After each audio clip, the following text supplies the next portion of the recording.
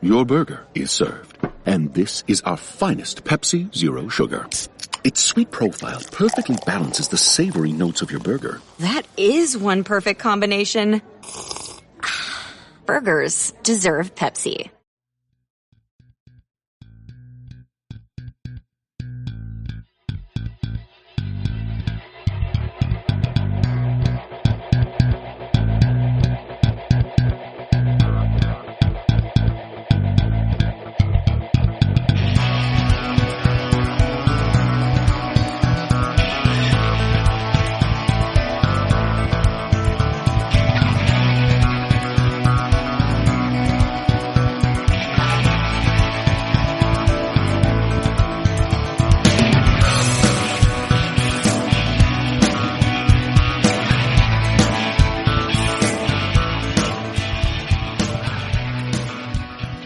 Welcome back to the Boundary Corner podcast on a walk-off Wednesday.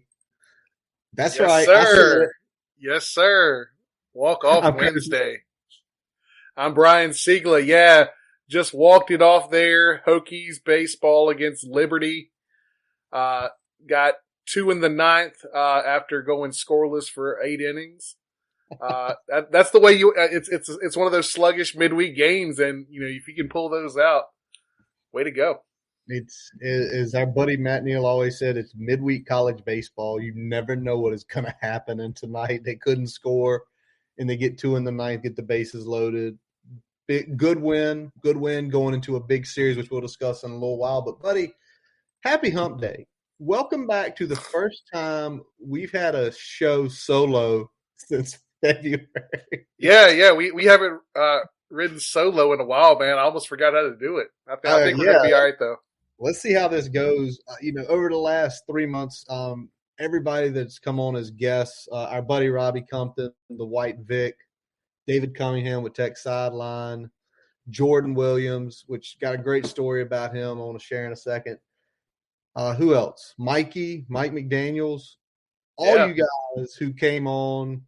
Awesome times as always. But I want to hit real quick, Brian, about Jordan Williams. He was on with us, and a few weeks later, he ran a camp down at Cox. I think he mentioned it during the show. If he didn't, he definitely was pushing it out on social media. And a girl I went to college with, her son got to go to this camp, and she was just raving about how awesome it was, how awesome Jordan was. He had guys like T. Higgins down there helping out with the drills. And it made me even happier that we had him on the show just a few weeks before that. Yeah, I mean, he was hyping that up on social media a lot. I know I retweeted it and shared it out. So it sounds like it was a big hit down there. And, kudos for him for running that well and being so personal with everybody that showed up for that. It's awesome, man. Just doing what he can, and obviously he got drafted or signed with the Dolphins after the draft, which is great for him. But man, he talked about liking that Florida weather, so he's back down there in Florida. But I mean, wasn't he training in Miami? Yeah, he was training down in Florida. I don't know if it was Miami, but he was training in Florida. Either way, he didn't have to move too far, so great for him and a lot of the other guys we'll mention in a little while as well. But Brian, we have so many things to break down. Let's hit some kind of news and notes headlines before we get into the deep stuff. And let's start with this. The Fuller brothers officially have a room now in the Virginia Tech football facility, the defensive back room. Are you shocked by that? Not shocked. Not shocked at all. But Vince, Corey, Kyle, and Kendall make I'm guessing, a pretty hefty donation to Virginia Tech to get that name on there, because you don't pay 6 figures for a room. You usually pay a lot more, and it's awesome what that family's meant to the university, to the football program, that happened. Yeah, it's a big moment for them, and it just goes to reinforce, the families, the brothers that end up playing for the Hokies, and it just goes to reinforce that for future generations. Now they look at that Fuller room, that's not named after one brother. That's named after in honor of all 4 of them. So 4 brothers. And then one of the statements that Kyle said, talking about Coach Pry and the entire staff, had made a very concerted effort to connect with the entire alumni base, and we feel welcome in Blacksburg. It's awesome to hear that. Prob made a comment about the tremendous contribution that financially they made to the football program.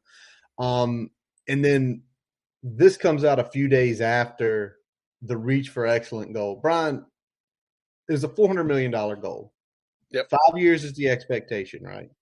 Yeah, it was a 5-year time frame put on to reach the goal for the fundraising. In your wildest dreams, did you think they would hit halfway right at a year after announcing? I did not. I did not think we'd be having a Bon Jovi situation already. We're halfway there. We're halfway there. It's wild. A $400 million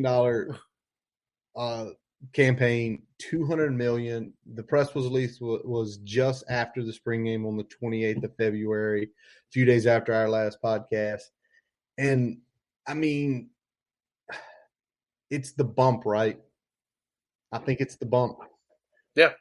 I mean, this is it's a athletic wise reaching thing, but I think having what we've had with Coach Pry come on, how he's been on social media, how active he's been in the community, how active he's been at fundraising events. When people get that, people are a hell of a lot more willing to open up their wallets and their checkbooks. Yep. For a campaign like this. What I'm interested to see, if the numbers ever come out, is how much did donations pick up end of November, first part of December. And I'm not just saying that as Fuente compared to Pry. I'm saying that as the momentum behind athletics as a whole, between Pry getting hired and the things he's done since he's been here, the run for the men's basketball and women's basketball, and now everything that the spring sports are doing with softball and baseball, which I know we're about to get to. But I think if you look at kind of the way things are going with all the sports, and I don't want to leave out wrestling either. No, or women's wrestling. Basketball. Yeah, I mentioned them. Yeah. It was like not to be joking about like serious situations, but it's like we're in the middle of the ocean. Everything was calm, and this thing underneath the ocean called Brent Pry erupted, and it's just been this huge tsunami of momentum, like you said, through the winter sports, and now we're into the spring sports, and they're carrying it. And I mean, let's flip to that, Brian. Let's talk about the softball team. I mean, they're already the regular season champs.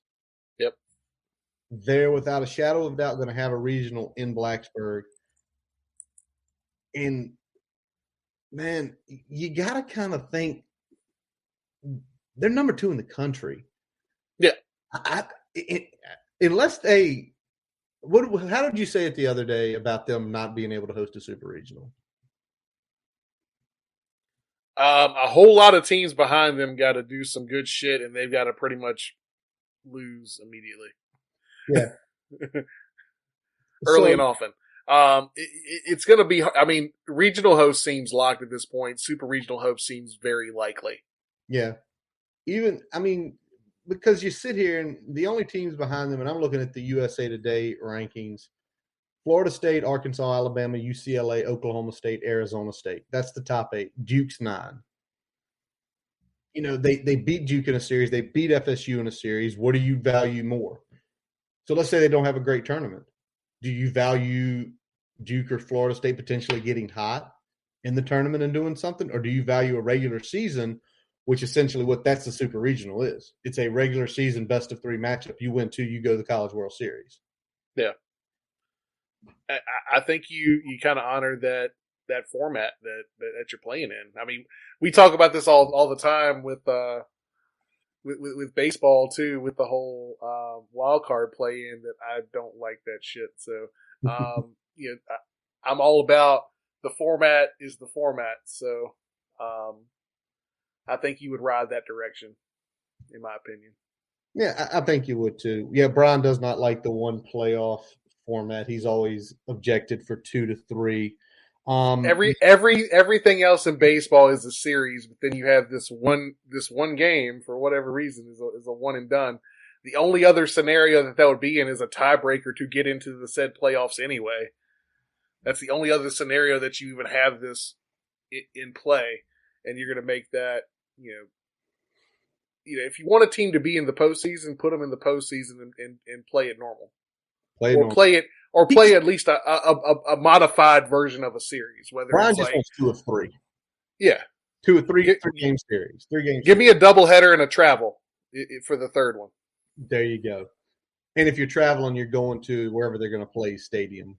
You don't give the worst team a home game. That's my opinion. Oh, one other thing we forgot to mention with softball.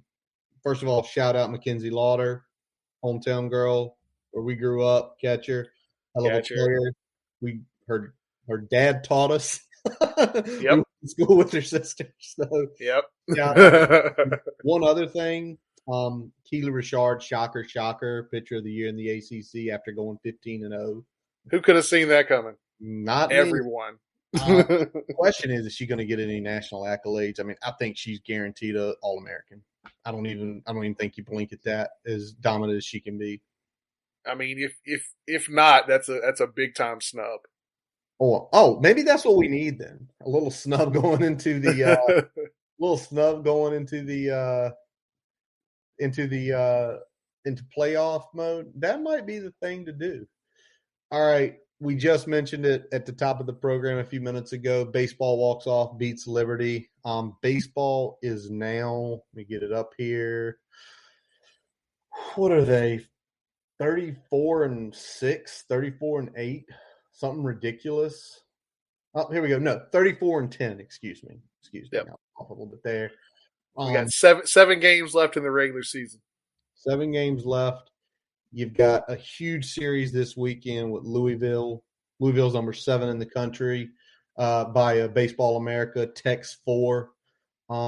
We just mentioned it a couple seconds ago, Brian. I think regional. They're one of the best 16 teams in the country. They're going to get a regional berth, regardless. Yep.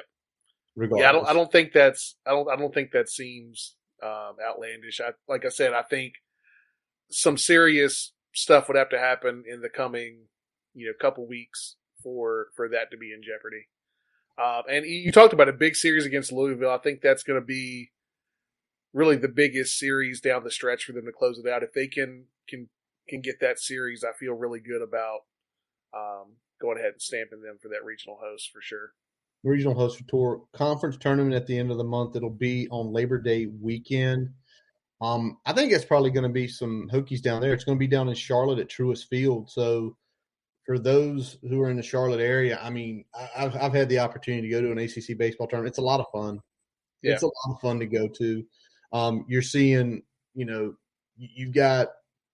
see a lot of talent all over the field, regardless if you're going to see the Hokies play or if you're going to see the or any other team play. There is a ton of guys who are going to be in the MLB from the ACC in the upcoming year, so definitely worth your time if you're in the Charlotte area and got nothing else going on that weekend. Well, there's a bunch of Hokies in the Charlotte area. It's not that bad of a drive from the Roanoke and Blacksburg area down to Charlotte. So if you can get there, get there. If you can get there, get there. If you can't, hopefully the ACC network will show the games. But we know how funky that network is. They'll be like blacking out games, showing replays of the Pitt spring game or something. But hey, we got the game tonight, so. Oh, is it on tonight? Yeah. There is a chance. There is a chance. All right, Brian. Baseball, softball, knocked out. Let's talk about basketball because basketball has had a hell of a last few weeks.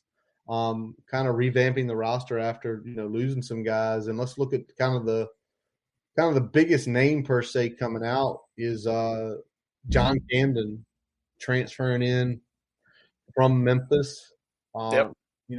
Camden was pretty much a 4-star guy coming out of high school, a top 150 player, 6'8", 205. What do you think? I mean, is this just Keeve light from his style and everything? No, I think he's got a little bit more versatility here. And the question is going to be: is he going to be, the 3, the 4, the 5? I don't know how it's going to look. We're going to talk a little bit more about some other guys that might fill in those spots, but Camden's a guy that gives you kind of that versatility. Can do a little bit in the front end, the back court. Could be, a big 3. Could play the 4. And might give you 5 in a pinch, depending on if you want to go small. So, it does give some flexibility with how Mike Young makes the lineups there. It's very, very true. And, we needed some, losing Key was big, right? You lose a score. Well, they go out, look at the lower level parts of D1, and they go out to Wright State and get Grant Basile, the 6'9", 225-pound forward out of Wisconsin. Last year averaged 18.5 a game, 8.5 boards a game, shot 50% from the field. And did it against some good competition too. They lost to Arizona in that opening game. He still scored 21, grabbed 5 boards, 3 blocks, and he shot, 40% from the field against a really good Arizona team. So he's coming from a small school, but he's shown that he can play with the bigger guys. Yeah, he's shown that he can play with the bigger guys, and he's shown that he can do a lot of different things. He's got a similar skill set to Aluma, but I think he's a little bit more willing to bang in the post. So there might be a little more rebounding edge there with him on the court. Probably not quite as good stepping out, but we'll see what we can get from him. But he's part of this big revamping of the front court that Mike Young needed to do in order to be ready for this upcoming year, with Mutts kind of still hanging in the balance there and Aluma already declaring for the draft. It's very true. And then just yesterday, they get one more front court. Now, I'm hoping I'm pronouncing his name right. Malai Jail Poteet. I know I'm pronouncing the last name right. 6'9", 260 pounds, transferring from Rice, from Reidsville, North Carolina. So he actually went to high school down in Burlington, so very probably familiar with Virginia Tech. Last year, right at 8 points a game, grabbed over 4 boards a game in, limited minutes. Only averaged about 13 minutes a game, but that's a big body down low. And it feels like there were games this year we were missing, not necessarily a 7-footer, but just a big body that could, give some fouls, make guys have to work hard. And to me, he kind of fills that role when they want to go with a more defensive, maybe not a scoring presence at the 5. Yeah, I don't know if he's going to end up being the starter at the 5 or if he's going to be coming off the bench and kind of just, playing with some of the matchups there to give guys a blow. But I definitely think he's got some potential here. He averaged 13 minutes. We saw when his minutes went up, his scoring went up. So this isn't just more minutes is getting more production, which is a good sign, especially if he's asked to even do, up to 18 or 20, even if he's coming off the bench. But it's a big body. It's a guy that down low that can get some rebounds for you. I don't know if he's going to end up having more of a Gasson or a Big John type role in the offense, or if they're going to try to do something different with him. But I think it's a solid pickup, and again reinforces that front court. It does. I definitely don't think he's a starter. I definitely think he's a bench guy, barring matchup. You take somebody like Bakat with Carolina. There you go. Is he still probably going to score some points on him? Yeah, but is he going to have to work a little harder at times? Absolutely. And then you've got 5 fouls to give. So, I see that. Of this, I think Basile's probably going to be the guaranteed starter just because Camden got no play last year. You got to figure out exactly what he is. He was a high-ranked guy coming out, but he doesn't have that experience like Basile does. Yeah. And what were we thinking today? Padula's definitely the point guard, right? Yep. Is Maddox or is Couture your 2? I like Maddox at the 2, and then depending on how what we find out we can get from Camden. Either start with Camden and use Couture as kind of your 2-3 pivot player off the bench, or you can use you get Couture in there and use Camden as the pivot from the 3-4 as a sub off the bench there, and then you can shift Couture to the 2 when Camden comes on when you need to. And you've got Ward too. You've got guys like Rodney Rice coming in. Yeah, I think what I'm already putting in my head is the first couple months be patient, because I think last year a lot of us, and I'm one of them, I was not patient when we were losing those games. I wasn't. But I think as I got into it, what Mike Young was trying to do is find his best rotations, his best combos. And once he got it figured out, right, that's when the run from January to March happened. And obviously when you're bringing in, 5 new guys, 6 new guys? Yeah. Even a couple of them who are very highly touted freshmen, you've got to figure out what they're going to do. Now, what's going to help everybody if this can happen is, we're waiting on Justin Mutz. Yep. If Justin Mutz comes back,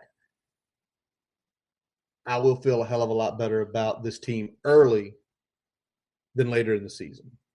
Yeah, because you're talking about it's not just Couture being the kind of the big leader on the floor out the gate.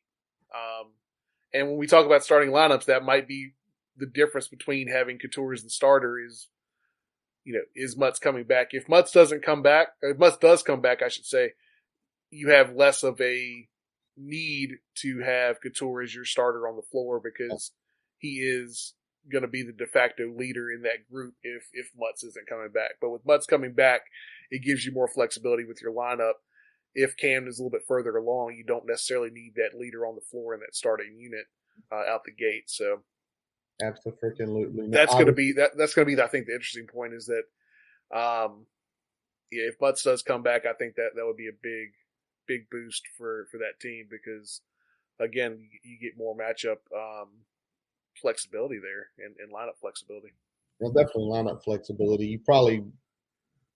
Yeah, the lineup flexibility is the big key on that. Gasson is to the portal. I think with the pickup of Poteet yesterday, I think Gasson's probably not going to come back. That's just my feel. And then, Keeve got invited to the G League tryout, which is, good for him. He stayed around an extra season where last year he didn't get any invites. He's worked his way up to the G League tryouts. Definitely think he has a chance maybe to eventually make a roster. If not, I think Kiva Luma's going to go overseas and make a lot of money playing Euro League basketball. Yeah. It's good for him. Yeah. I mean, he's a solid player. Has a lot of versatility in his game. Able to step back, take the three, can do a lot of things in the post down low. So hopefully he can catch on somewhere and make it happen. Absolutely. All right, Brian. Baseball, basketball, softball. We talked some money. Dude, if I told you 3 weeks ago that today, June 11th, 2022, that the Hokies would be ranked 21st in 247's recruiting rankings, what would you have said to me? I would have said you're full of shit. And I would have been like, I'm probably in full of shit because that don't sound right. But, guys, if y'all been paying attention, what a whirlwind getting 6 recruits in 3 weeks. And, man, they are from all over the place. And let's start with the first guy that committed not long after the spring game from right here in the RVA, just down the street from me, Jason Abbey from Douglas Freeman High School, 6'4", 215, edge player, ranked as an 84 by 247 Sports. This kid, I had somebody tell me they talked with the Freeman coach not long after this happened. This kid just started playing football.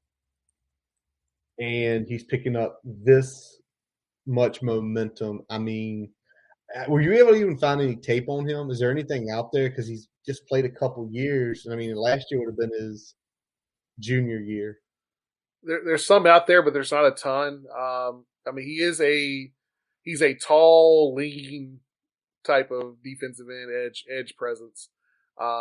You think probably in terms of build similar to a Barno. He's right now 6'4", 215. Probably going to need some weight to be able to work into a 2 deep role in this defense. But it's one of those things where out the gate when you're trying to build rosters like this and fill in some spots, if you can't recruit top end talent, recruit guys that have good size and have good speed, and he's got some good speed. Absolutely. Super long wingspan. Did the athleticism show on the tape that you saw? Yeah. I mean, it definitely pops. You can tell he's an athlete. Awesome. So you get one, you stay in state, you get kind of a under the radar guy from a school not known to put out a lot of big products, but from the way it looked, they hit deep run, they hit Godwin.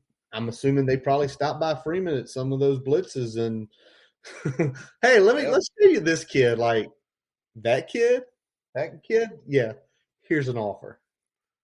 Yeah, they made the little param circle there. Param circle, exactly.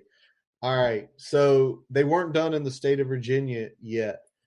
They go right in the back door, and they actually get a kid who came over from Europe, from Germany. There's some jokes out there about German offensive linemen, but with a name like Hans Hammer, at 6'6.5" and 275 pounds, he was not rated by 247 when everything was coming down. They got a hold of his tape. They already put him in the top 20 in Virginia and already gave him an 87. Did you get to see some of his stuff yet?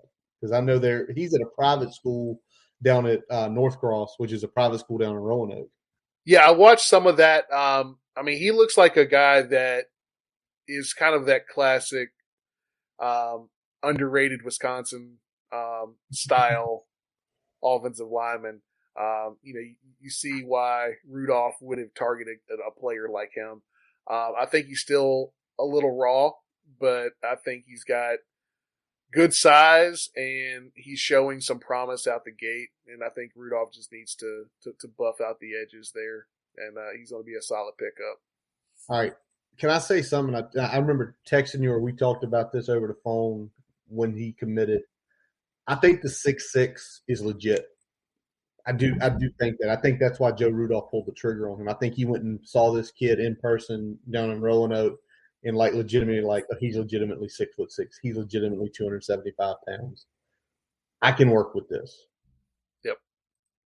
And, again, it's an in-state pickup that's out of the country.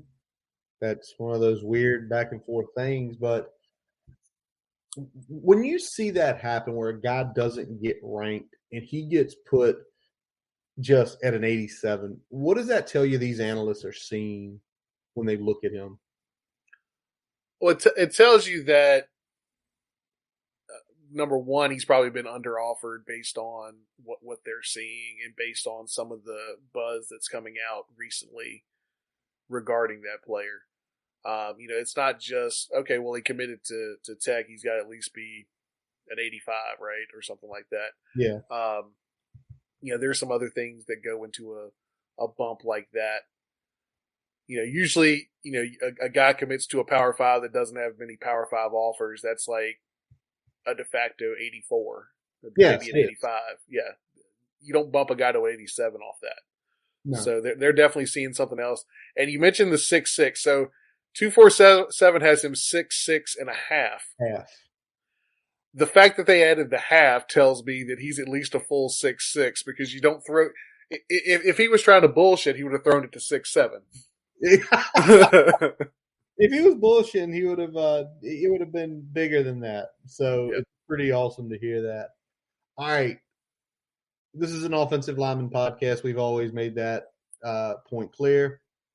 They pick up another Commitment from an offensive lineman, Gabriel Arena, listed 6'5", 285. Bishop McDivitt, school up in Harrisburg, Pennsylvania. We know Brent Pry's love for Harrisburg. Bishop McDivitt is a private Catholic school up there with a pretty good football reputation. And if you're wondering why I'm saying pretty good football reputation, Shady McCoy went to this school. Noah Spence. Noah Spence was a huge recruit back a few years ago. LaRon McCoy went to this school. So this is one of those, they're going to put out good players, and it doesn't take every 20 years. Yep. Offers from Bowling Green and places like that. What did the Gabriel Arena tape tell you? 85, 3-star, about 247. Yeah, I mean, again, another guy with pretty good size, a little raw, but the thing that jumped off for me is this one's got a motor, and he's got a nasty streak, and I think that's going to be good for this offensive line. And again, this is kind of another guy that is very much in the Rudolph footprint there, right? Yep. This is the type of player that he tends to recruit. He's found a bunch of diamonds in the rough and developed them into NFL talent. So hopefully Arena's another one of them. And when we look at Bishop McDivitt, you get Arena, but I know we're also taking a look at their running back too, Marquise Williams. So there's some other talent I think we're looking at from McDivitt that could potentially, come into play down the road in this class as well. So, oh yeah. And a lot of what's going on right now is the setups to get in line for, other players. And it's being discussed all over Twitter and group chats and things we're part of. When you take someone from Bishop, when you start trying to get your inroads and keep, underrated local kids at home, it's kind of big. And, you talk about, Brian, what was the name? You're talking about Marquise Williams? Yeah. Yeah. I mean, it's a setup. Marquise Williams is a top 5 player in the state of Pennsylvania. He's a top 247 player. Every move, we're in an era, we're not in there. We're with a staff that understands to get to point C, you need to start working through A and B. You can't just jump to C all of a sudden. So it's, I know we talked about it a little bit. Jason Abbey is the anomaly here. What we're seeing with a lot of these recruits that we've gotten, even though they're not necessarily high 3 or 4-star players, they're from schools that have a rich history of putting out collegiate and NFL talent. And the next one that committed, exact same way, Dante Lovett and DeMatha. Yep. Basically collegiate basketball, collegiate football, DeMatha puts out a ton of each. He is 3-star, 87. But the way they were talking about him as he was leading up to, he's one of these kids that could take a massive, massive jump in his senior season. Yeah, big jump could be coming for him. Really talented. I think he might end up at safety, but I think he could play corner as well. If we were rating him probably as a safety, he'd be higher out the gate. Okay. That's my opinion. I think he'd have a higher rating if you were rating him just as a safety. But yeah, I think he definitely could be in line for a bump. I think he's one of the guys that he's gotten some look, but I think with a good senior season, he could really get a bump and probably be he's definitely going to be in that high 3-star range, could be in the 4-star range. Yeah. And taking a look at DeMatha with the top 12, including Dante Lovett, they have 2 more. They have the top player in the state of Maryland, and they've got the number 9 player in the state of Maryland. Also, some to keep an eye on as well. St. Francis Academy, who Pry was able to hold on to 2 of our better recruits last year, also has a guy in the top 5 for defensive line. So, and then another guy in the top 15. So just continue to keep thinking about that. Lovett's 6'1", 185. If that's his true size, he doesn't really have to come in and do too much weight gain to play Especially if they start him at corner initially. They start him Yeah, at corner. Yeah, yeah. a little bit of weight gain, but you can play undersized safety if you get good technique. That's We're you not see. talking about a big amount either. No, not a big amount either. All right, so we were sitting here last night. At least I was. All of a sudden, Brent Pry drops his signal, and everybody's like, Who is it? Who was it? "Who was it? Who is this?" And a guy I think a lot of people have been expecting to commit to Virginia Tech at some point this spring, summer, and that's Marcel Baylor, 6'3", 195 out of Radford High School, 3-star, 86. Keep the local guys who have development potential. Keep them in state. Got development potential. I think there's some real upside with him. He's already got a good build coming out of high school. We showed him a lot of love. The videos are out there of him arriving on campus, and the love that was shown out for him. And I think we were talking about early on. We thought he might be one of the first ones to jump in the boat. True. With how far along he was early in the process. I'm glad to see that we closed the deal there, at least in terms of the verbal commitment there. So, yeah, let's keep it moving because we still had one more. We still had one more on Baylor though, and back on Lovett. Lovett's primary recruiter was Derek Jones. Secondary was Pearson Prelude. Marcel's primary was Pearson. So for Pearson, and I know he definitely has a great relationship with Radford High School, coaching there for a few years, but to get Pearson's feet wet, get him a couple wins early with a guy with his personality, his football knowledge, a big old ring to walk in, actually a lot of rings because the time he played here plus the Super Bowl and all those years spent in the NFL, he has something to walk around with. Yep. But to Brian's point, we were not done. 4 p.m. today, a quarterback from a Georgia powerhouse drops it. Dylan Whittaker, if I'm pronouncing his name wrong, sorry, 3-star out of Buford High School, who were state champs last year. They talk about multi-sport athlete, runs track, plays baseball, clocked at a 4.5 at the Elite 11 back in 2022, 37-inch, 4.31 short vertical. T back in 21 when he was the backup, won a state title. This guy's coming from a pedigree program, and he's athletic as hell. Yeah, and where it is, he can sling the ball a little bit too. Definitely unpolished, I think a little bit in that area, but has the cannon to get the ball down the field and can make all the throws that you want him to make. I don't think he's as much of a project as a couple of the other quarterbacks that we've seen lately. Yeah. That have similar athletic traits, big arm.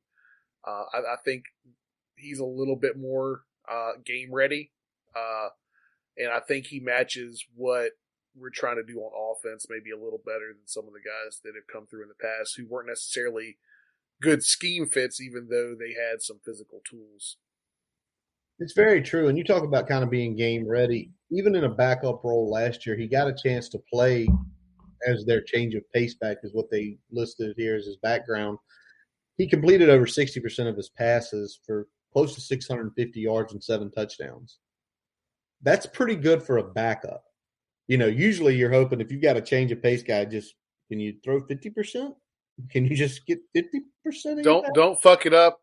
Get some good runs. Hand the ball off. So it's pretty awesome that it's in. We're in the top 20. We've already said it. Top 35 or better this year, and sort of a rebuild would be great to get this kind of momentum going in May, because we're 3 weeks out from when camps start. Yep. If we can get one more between now and that first camp in June, you're talking about going in with 8 guys, and that would be a big momentum, because then you're going to get probably some elite talent coming in and the coaches to be able to make the sell. Yeah, a bunch of official visits are pegged for those camps in June as well, surrounding those camps. So I think that's going to be big for a lot of these players, getting them in, getting them on campus. Some of the ones that we're waiting to pull the trigger on, seeing what they can do in these drills against maybe potentially bigger, stronger talent. I think that's going to be big for them. And yeah, like I said, June could be a really big month. After, we kind of kicked off May pretty good as well. So, like I said, we're not expecting, big moves, this year. I think right now this is a fill the roster where you need to fill the roster. Yep. With solid talent. Go out, develop them, and win some games in 22, and then you got something to sell on the road for next year. Yep. That's the big key. Do I expect maybe us to get 1 or 2 4-stars this cycle? Yeah. 1 or 2. I think we're going to pick off. I think we've got enough good recruiters in the building. Do I expect it to be 8 or 9? No. Unless something crazy happens and we're sitting here in November saying, hey, we're 7-1. Yeah. Are you bleeping kidding me? Like, that's when you could flip that on to having a really good season. Yeah. But I wanted to discuss one other thing, Brian. Brent Pry from day one has been preaching the 6-hour radius, the 6-hour radius, the 6-hour radius. Dylan Whittaker is the furthest player from his hometown to Blacksburg. Do you know how long that drive is? Tell me, man. 5 hours, 55 minutes. Just shaved it. Just shaved it. The 6 but think about the rest of the guys. You've got, Abby here in Richmond, 3 hours. You got Lance Williams in Alcoa. It's about a 4.5-hour drive. Hammers in Roanoke. That's right there. Baylor's in Radford, right there. Arena in Harrisonburg, 4.5 hours? DeMatha, about 4. He said that was his plan, and he has stuck to it thus far. Yeah. And I like that we're not ignoring the states next to us in either direction. This isn't just, let's touch the schools in the states that we've had a history with. Yeah, we're doing that. But we're tapping into some areas in that footprint that we haven't historically been doing well at, particularly Pennsylvania. We've already, done somewhat well there. We got a DeMatha kid in a battle against Maryland. We beat Maryland for a kid in their backyard. You always talk about it. Those are the wins we need to take 80% of the time. Yep. Take those 80% of the time. You start doing that and getting players like a kid of Lovett's caliber who is an 87, who's, to me, that's a higher 3. That's not a high 3, an 88 or 89, but that's a higher 3. It's more in the mid 3 to me. But you're beating Maryland for them. Now, the next couple, like you always talk about, if we have to go against NC State for a kid, or like trying to throw another name out there, or South Carolina. And I mean, even Wake at this point. Yeah. Go win those 4 out of 5 times. Yeah, win the battles that you can win. You're not going to always, even in the regional footprint, you're not always going to beat UNC or Penn State, but you need to pretty much all the time beat NC State, beat Duke, beat Wake, beat Maryland. True. Very true. Beat Pitt. Beat Kentucky. Beat Kentucky. If Kentucky's in play for somebody. In Louisville, in places like that. That's the ones you got to win 80% of the time. All right, Brian. Before we start looking at the portal and some other things, we are going to take a quick pause for a message from our digital partners. As we take a quick break, we'd like to tell you about getting your free website report from our digital partner, Grassroots Digital Marketing Studio. They'll tell you how your website ranks on Google, on-site SEO, and social media. No commitment to buy anything. You can get your free report by visiting grassrootsdigitalstudio.com/free-website-report. Now back to the episode. All right, Brian, let's take a look at the portal, because since we last talked, we didn't get into the portal that week. because we were talking about the spring game. Couple guys we already know, Jordan Brunson gone, Taj Gary gone. We didn't mention it last time. Oversight, Jared Gibble got in the portal tight end. But since then, man, it's been a flood. Yep. Marco Lee in the portal, already committed to South Alabama. Glad he found a place to play. Defensive back Deshaun Elder. Walk-on Jabari Parker out of Highland Springs. Bryce Goodner, which I think that's one going to be our big talking points here. Jalen Hampton and Nadir Thompson. And is DJ Sims, is he in or is he out? I thought he was back in. Back in as in part of the roster. I think he put himself in and then took himself out of the portal. Really quick. Maybe it was the wrong name. But, best of luck to all those guys, first of all. I hope they all land somewhere, able to compete, play the game they love, get their education completed. But I think the one of this list, Brian, we started talking about, you liked the Goodner tape last year. You thought he'd do good and heard some things like he was working with second team. Then all of a sudden he's flipped to the defensive line. Yep. And the next thing you know, a few weeks later, he's out in the portal and then he's already committed to UT Chattanooga. So a little shock. Little bit. And I think what I'm going to assume in this situation is that given the lack of depth that we were looking at when we were recruiting Bryce, he came in thinking he was going to get some early playing time by this year.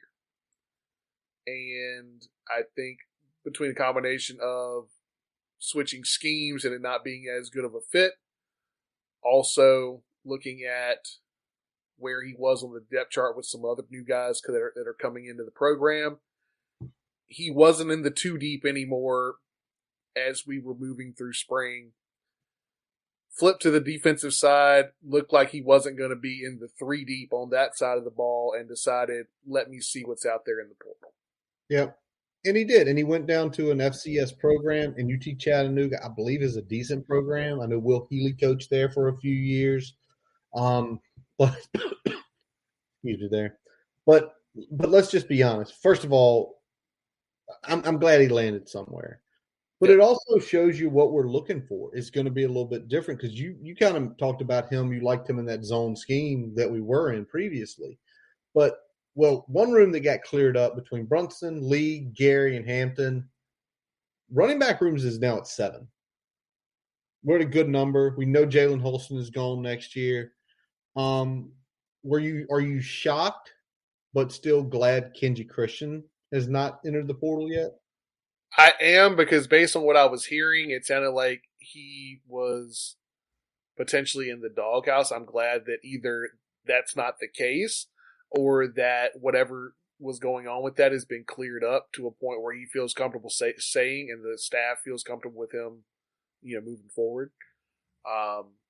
Whatever the situation, I don't want to speculate on something that I don't have 100% knowledge on. So, but I think, like I said, he's got good talent, and I think between the tackles, he can be that type of player for us in this scheme.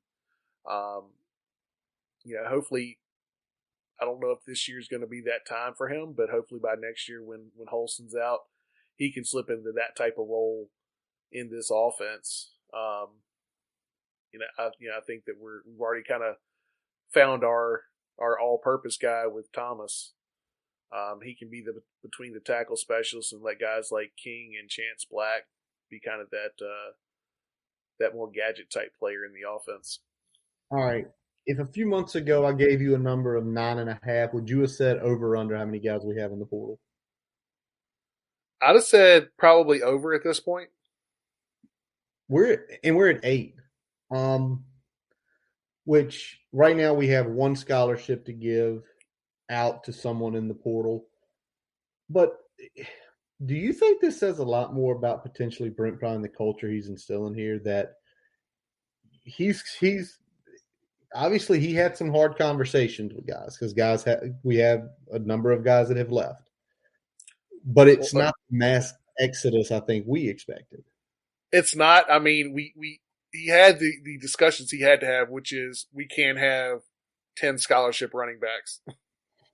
So we've had that discussion. That's been settled at least to a point. But it sounds like he had those tough discussions, but it also sounds like we've got some pretty good buy-in by these players that were already on the roster. Whether that ends up being a good thing long term, we'll have to see. But the fact that he's been able to come in, sell his vision on what he sees, and guys want to be a part of that, even if they're not necessarily in the too deep heading into fall, says a lot about, I think, the process that we're going through right now. You say process? I did. You said process? Oh, the process. The process. Well, the other thing you kind of got to wonder, and it's this rumor floating around that the NCAA is slower than freaking molasses in the freaking wintertime, is that rumor of the potential extra scholarship somewhere between 3 and 5 for 2022. If that happens, where we're at now is fine. Because if you see there's 5 extra, even 3 extra, that's perfect, right? Curtis, is this the part of the program where we're going to trash the NCAA for about a good 20 to 30 minutes? Probably least 20. Only about 10 to 12, maybe 15. Okay, let's do 15. All right, first off, fuck the NCAA. Screw them. Okay, so number one, you've been dragging your feet on whether or not you're going to allow some extra scholarships for this year. After letting everyone play last year on a whim without even insight. Again, this is information that should have been doled out before May. Shit, it should have been doled out before March. But it should have, but absolutely it should have been doled out before the deadline for players to get into the portal to be able to play next year. True. We're already past that.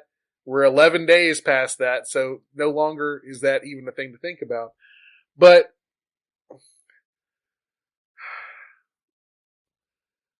we also have. Don't hold it down on the scholarship thing, because last year it was like everyone can play, and we said on here, okay, that's great for this year. How are you going to get that under control next year? And you would think they would have came out pretty quick and said. Because the logical thing is you don't go from having, 100 players, 95 to 100 players on scholarship to getting back down to 85. The thought process is graduate it. If you're going to have – don't go – Even if you only do it 1 year, just give some flexibility. But no, Curtis, like always, the NCAA thinks problems are going to take care of themselves. You mean like the NIL? Yeah, I do mean like the NIL. The NCAA thinks problems are going to take care of themselves. They don't. And then they just slapdash some shit out there and hope that things go the way they want to, which it never does. So you get situations like this with the scholarships where we're late and we don't know and no one knows and people are playing their cards close to the vest because they're unsure.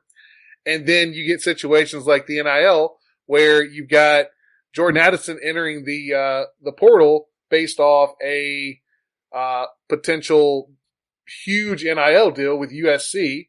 $3 million. He's making more than Pickett is in the NFL. Yeah, it's wild. And I'm gonna preface everything before I get into this situation with I 100% still support NIL in theory, yes. the way it was talked about. I also, and under the current rules, support the players going out there and getting theirs because all they're doing is essentially playing by the rules that everyone else is playing by. True. So go get yours, do what you need to do. That being said, when everyone was talking about NIL,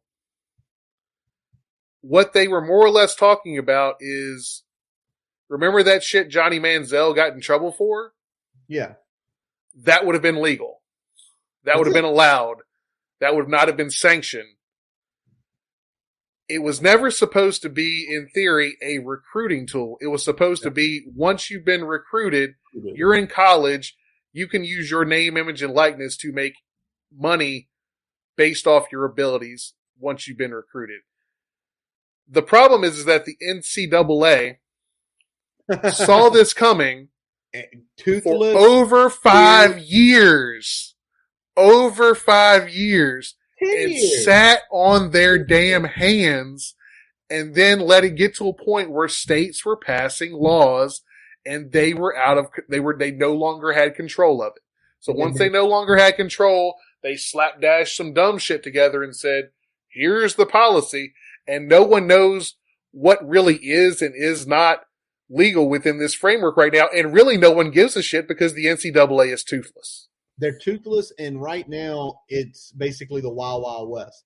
They can come down with any sort of stuff, and I know they're claiming they're trying to figure it out and get some rules in place. Well, how can you punish someone based on what we're doing? Well, you can't do this, and you guys did this. You didn't tell us we couldn't do this until after we had already did this.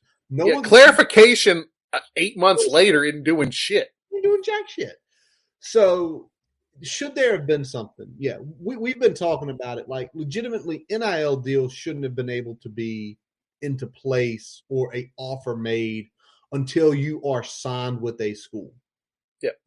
You have to be enrolled in the school, fully signed, on scholarship to have the opportunity for an NIL deal. Not this, what the hell is going on at USC trying to get Jordan Addison. Hey, $3 million, come here and play for us. Okay. And like I said, I'm not necessarily begrudging the folks that are taking advantage of these situations. No. They're just doing what the NCAA has allowed them to do. Exactly. When a kid habitually, does something wrong, you don't necessarily look at the kid and say, okay, well, the kid's bad. Well, if they haven't had a parameter of which they know this is acceptable behavior and this is not, I mean, they're going to take advantage of that. I have no problem with you taking advantage of the rules that are there. But at some point, the NCAA didn't think, all right, well, if we're going to move forward with this, how can we move forward with this in a way that is not only equitable for the players, which is the most important part of this, but also keeps the spirit of the intent of the law. level playing field as much as can be in the college game. Exactly. And will it be self-corrected in the next 2 to 3 years? Yeah. But you're going to see to a point it will be.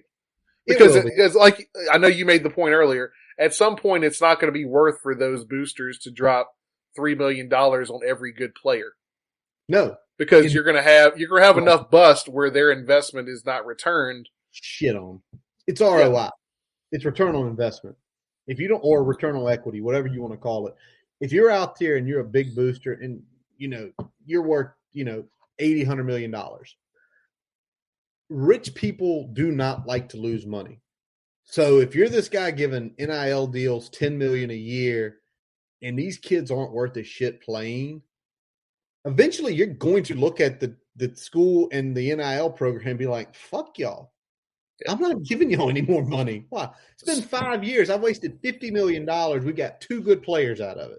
Why do I need to pay you?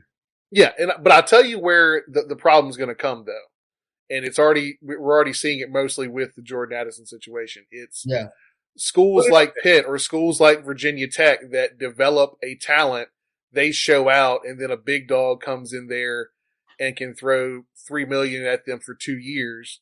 Yeah. And reap the benefits. They don't have to worry about as much of that unknown factor as you will with a high school athlete. Yeah, they might be 5 stars, but even the hit rate on 5 stars isn't foolproof, right? Oh no. So at that point, most 5 stars are still probably going to get some money thrown at them, but you're not going to see a ton of 4 stars get big deals like that. No, what you will see is the high 3 and 4 star go to a school like Pitt or like Virginia Tech or like NC State and play for 2 to 3 years. And now all of a sudden their star is rising and you'll see those big schools like your Bamas, your USCs, your Oklahomas, your Georgias, and they'll have a booster drop $1 million or $2 million out there and say, hey, come play for us for a year or 2. Now but that's a risk reward, right? $1 million is a lot of money. $500,000 is a lot of money. Yeah. But the risk reward on that for that player is you're going to a whole new school, whole different culture, potentially whole different system. And if you're one of those guys who are that highly ranked where it's like, dude, you're going to go in the first 4 rounds of the draft. So you're probably going to have a few $1 million guaranteed to you regardless. Yeah. Do you go to a school, take the NIL deal, but what if it just absolutely cripples your stock? It's a huge risk reward. So what's going to happen in that case? Yep. Alabama comes and steals a tight end from Virginia Tech who was showing out, right? He goes to Alabama, does nothing. Instead of getting drafted, he's sitting on the end of the line, undrafted free agent, barely on a practice squad. But he's got $2 million in the bank. $2 million. Well, hold on. That's the piece, though. If you were going to be a top 100 prospect, what's $2 million? It's marginal, right? I get that. But money in my pocket today is better than money in my pocket in 2 years. Well, what's going to happen? I'm just trying to tell you that's how a lot of players are going to see it. But what I'm saying is there's also going to be stories, and there's going to be where other coaches, such as the smaller schools, are going to be able to say, cool, you can go do that. I understand, take the money. Don't forget what happened to these 3 guys. And the kid's got to sit there and be like, well, shit, because there's still going to be chances to make 6 figures potentially at schools like Pitt, Virginia Tech, NC State. Really good players could, at the upside of that, could potentially make something like that, especially over the course of their entire career. Yep. So it's a cluster F. Hopefully, in some way, it gets resorted by the NCAA.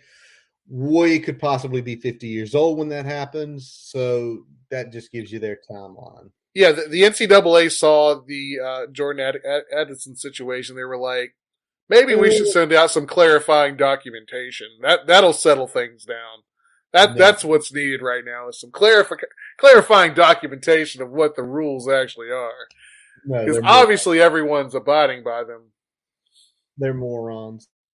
And, I mean, the NCAA, what's it going to take to control something like this is you got to have a powerhead figure who will lay hammers down on people. And there's only a few of them and have the respect of the collegiate community to do it. Well, in my opinion, I've told you several times, let Nick Saban be the NCAA commissioner. We need to have a commissioner and a governing body that is supported by the conferences, and we don't have that right now. The conferences have zero faith in what the NCAA is trying to do as a governing body, to the point where they're pretty much trying to do it on their own. The problem is that under the current rules and the way things are trending, I'm not sure that that's a good thing for college football if you like college football more or less in its current format. Well, I like college football better from 20 years ago, but that's just me. Yeah, like I said, y'all know me. I'm not an old head that's out there saying, all right, screw those players. The scholarship is enough. Oh, no. Screw those players. If you transfer, you got to sit out a year. You know, I've been as pro player as most people can be. And you brought me to your side. As most people can be. I am pro player movement. I am pro player being able to get money based on their abilities. But that's not, there's a difference between that and what's going on right now, which is more or less a pay for play situation. Exactly. That's exclusive to certain players. Because this isn't certain players pay for play for everyone. It's a recruiting tool, and it's a tool to get people to transfer to your university. It's almost like there should just be a draft and we should have salaries. Someone proposed that a while back. I wonder who did that. I don't know. Go check back 2020, folks, when we were again. If they do move to that model, the semi-pro model, there needs to be a draft because all you're doing is, licensing the collegiate brand and image anyway. Exactly. You're not necessarily officially a part of the university anymore, so you might as well have a draft, right? Yeah. Only fair. Also only fair when certain schools who always get 65 5-stars are sitting out there trying to get scraps. Although that will never happen. There's too many people in play that will never allow that to happen because there would be too much parity, and parity some conferences and some schools do not like. Well, the NCAA better act soon, or they're going to get cut out of their own money-making wagon. You damn right by that. And the quicker the Power 5 gets that together, it's going to be hilarious. All right, Brian, let's talk about this. This happened this week. It was first reported by Pete Thamel. Basically, ACC meetings going on this week, and it's under discussion that divisions could be eliminated as early as 2023. Reported later by David Teal, one of the most popular models is a 3 fixed, and you play the other 5 teams, rotating every year. What do you think of it? I'd prefer 2 and 6, but I like this better than divisions. So yes. Whatever we end up with is a better good start than what we're doing now. Aside from not wanting to play BC every year, which I'm hoping that one of the 3 is not BC. Good Lord, I hope not. I'm sick of BC. Yes.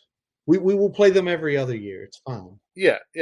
We'll still get up there to Chestnut Hill every 4 years. They'll get down to Blacksburg every 4 years. That's good enough. That's good enough. Yeah. Give me UVA, give me Miami, and give me one of either Georgia Tech or UNC. If we're going 3. All right. I'm with you on the first 2. I lean just because you've got to kind of keep it balanced. I lean screw that, go Louisville. Okay. I like Louisville. I've got no beef with Louisville being that 3rd.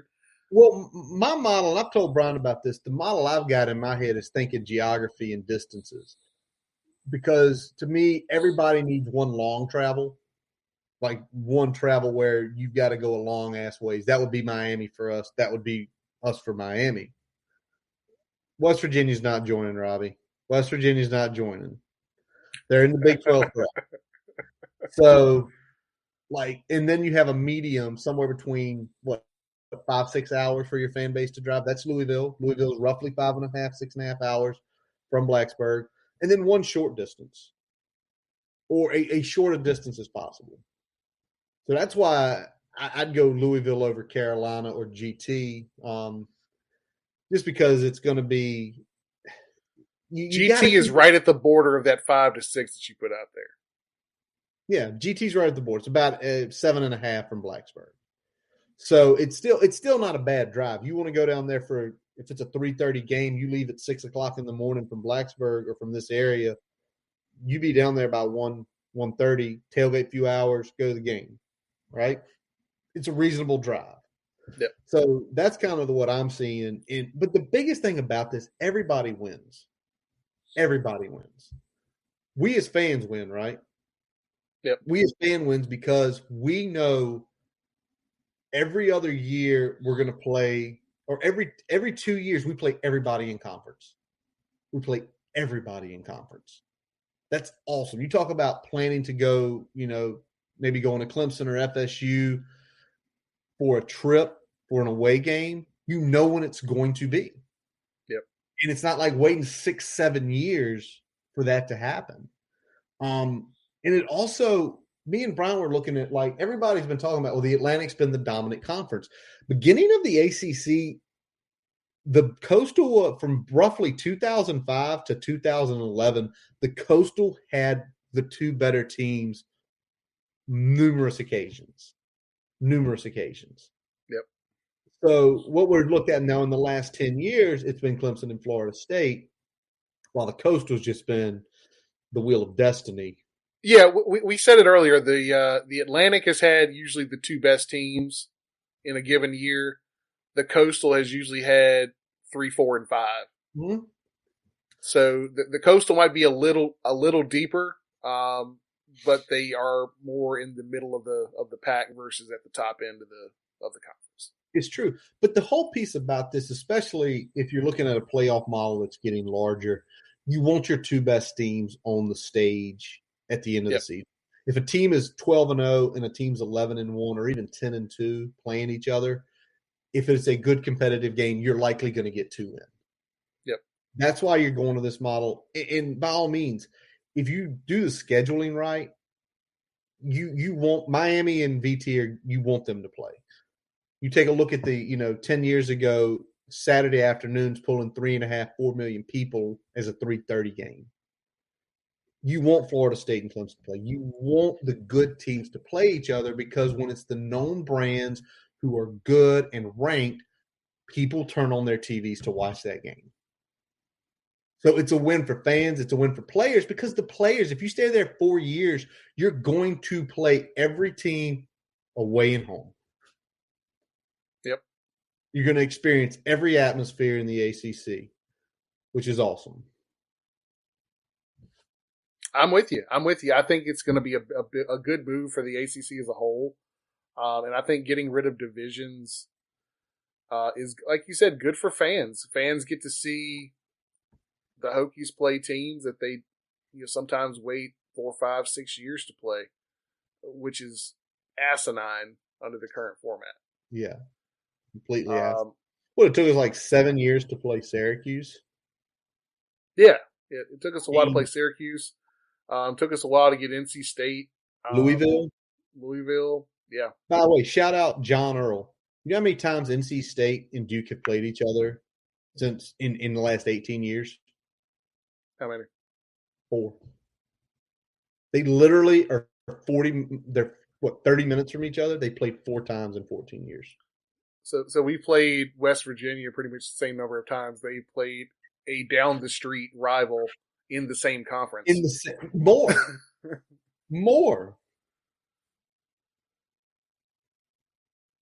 Huh? All right. Let's roll on. Let's talk about the draft real quick, Brian, with the Hokies in the draft. The Hokies get 4 players drafted. James Mitchell, 177 to Detroit. Amari Barno, 189 to Carolina. Luke Tenuta, 209 to Buffalo. And Lasita Smith, 215 to Arizona. Of the other names we've had on our list and we talked about, who are you shocked that did not get drafted? Did not get drafted, Jermaine Waller. I thought he would at least get drafted just based off the earlier tape and what he did in the front half of 2021. I think the injuries and the back half performance as a result of those injuries, along with, I think in some ways, Caleb Farley, going so high and then being, injured so early in his career. I think some of that is, playing into that. But I think Waller could, potentially get in there and stick. I think Detroit's not an awful fit for him with his skill set. Big thing for him is he's got to stay healthy now. Absolutely. Jermaine was shocked to me because I said 6 guys would get drafted. He was one shocked to me. The other was Brock. As it got later, I thought center versatile guard guy someone would just draft him just like this is just a shot. If he develops right, we've got a swing guy on the inside, right? Yeah. So I was shocked he didn't get drafted. I mean, he went to Cleveland. Good spot for him. They just got rid of J.C. Treader, who was a pretty experienced. So there's a couple guys in front of him, but there's not like that one big, Pro Bowl, solid veteran type guy you're not going to beat out.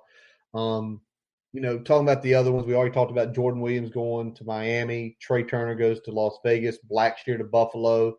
Changa Hodge to Arizona. John Parker Romo catches on with the Saints. Now let's flip back. Were you shocked that James Mitchell went before anybody else? No, because I knew that he had probably the biggest upside of any player just based on his size, his skill. He's got pretty decent tape out there. We didn't utilize him the way that we probably should have, but the tape that is out there on him is good. He's got the size, he's got the measurables. He wasn't able to do, some of the stuff at the combine, but, overall he's been able to show his measurables before. So that wasn't as big of a deal. So that doesn't shock me. It doesn't necessarily shock me that Barno was the next one off the board because, again, another physical trait player. versatile player that you can do some different things with, and has some upside at either, a heavy blitzing 4-3 scheme, or, potentially an edge player in a 3-4, or a situational rusher in a traditional 4-3 as a defensive end. Oh yeah, he's one of those guys. If you're running a system where you have like a wide 9, you just stick him at 9 his first year and say go, or you put him on special teams and say go try to block the punt. My shocker of all these was Lacita Smith going 215. Lacita Smith could become a starter in the NFL. At worst, he is going to be a swing guard that can play either side of the line solidly and make spot starts. Him going that late, especially where he was ranked, because if you look, he was a top 10 guard on so many guys' big boards, and it shows you the value of the guards, but it also shows you, me and Brian were talking about, he's a Colts fan, I'm a Niners fan. We really don't have spots for guys who are potential starters. We don't. What we have spots for, and it's how we kind of drafted, right, Brian? We took a guy out of Fordham and a guy out of UTEP on the offensive line because they're looked at developing. Why do we take those guys?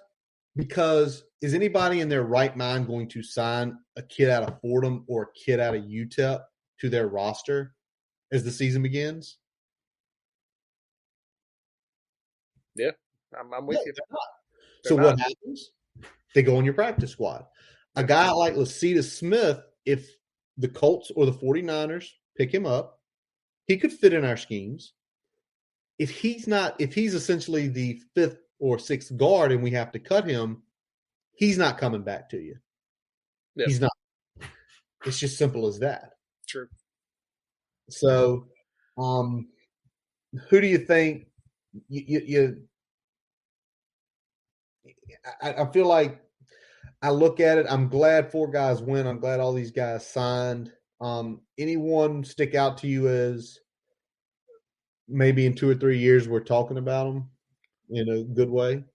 I'm going to stick with my train here, but I think Blackshear is going to be a guy that sticks on a roster even though he's undrafted. Yeah. I feel like what they do in Buffalo, he could be the gadget guy up there. So I could definitely see that. And hey, the old special teams coach, Jabez, he knows how to get kickers, man. He's got a lot of kickers in the league right now. So Parker might stick. All right. Brian, did you watch the Kentucky Derby Saturday? I did. That was a good one. Crazy race. The was it a drone angle as they were making the turn? Have you seen that picture? Yeah. The way that Rich King came up, right? No, Rich Strike, excuse me. Rich Strike, yeah. 80-1 odds. He literally got in because somebody got scratched like 2 days before. 80-1 odds wins the Derby. Also, that horse is mean. If you did not see him afterward, literally biting people, faces, he has an attitude. But Mike Leach made a great tweet and a great statement. He said that horse winning the Kentucky Derby is a good example of why an expanded playoff is needed. That horse hadn't won all the races leading up, but he got the key word, his chance, and it happened. Right? Yeah. We talked about this. Sometimes you just need one. The difference is that with a playoff, it's not just one, right? Like it's not just one shot. You got to put a little run together. So there's a little difference there, but having a seat at the table is important. And having a seat at the table gives you your long shot, right? You're not favored to win. It's not likely that you win. You're a long shot for a reason. Just like Rich Strike was a long shot for a reason. Sometimes all the cards come together and the long shot wins. Or the long shot can make a run that, you normally don't make.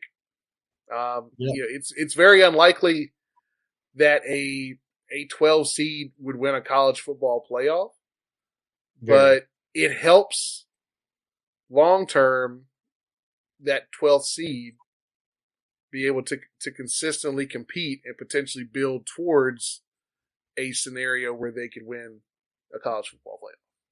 Exactly. Do I expect Rich Strike to win the Triple Crown? No, I don't at all. No. But if he was the 12 and he played the 5 and he caught the game of his life, there you go. That's all you need. Now, I mean, everybody's talking about Rich Strike. Even if he doesn't win the Triple Crown, everybody's still talking about Rich Strike. Forever. So in that case, you kind of look at the college football playoff and think, number 5 Alabama has to play somebody with a week to prepare and they lose. It's forever going to be talked about. It's Boise State, Oklahoma of 2007. That game's still talked about to this day when that upset happened. Yep. And that's all you want. That's all most 85% of the college football world wants, right?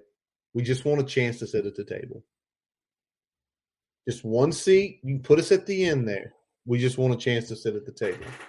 Yeah, because, I mean, at some point, depending on where we're heading, the